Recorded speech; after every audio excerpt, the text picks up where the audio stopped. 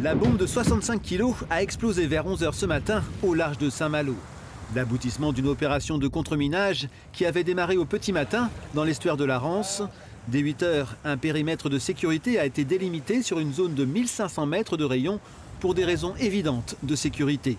Ensuite, les plongeurs démineurs de la Marine nationale sont entrés en action. La bombe, la voilà, une bombe américaine datant de la Seconde Guerre mondiale, découverte en juin dernier lors de fouilles archéologiques. La bombe avait été d'abord repérée, elle a été identifiée, elle posait sur le sol du côté de la tour Solidor. Il n'y avait pas de danger que la bombe bouge à nouveau et donc on a préféré attendre la fin de la saison estivale, que tous les plaisanciers soient rentrés pour entreprendre le contre-minage et arriver donc à la saison où il y a moins de monde sur l'eau.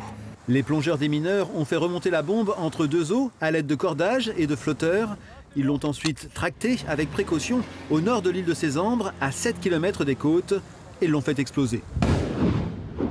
Une de plus, me direz-vous, mais d'après le chef des opérations, sur ce secteur, on n'a pas fini de trouver des bombes de cette époque. On espère à un moment donné que ça va se tarir. Après, ce qu'il faut savoir, c'est qu'il y a à peu près 5 à 10% des munitions qui ont été utilisées pendant la Deuxième Guerre mondiale qui n'ont pas explosé. Donc c'est ces 5 à 10% là qui nous embêtent encore à l'heure actuelle. Et vu la quantité de munitions, on n'est pas prêt de s'arrêter de travailler. Voilà.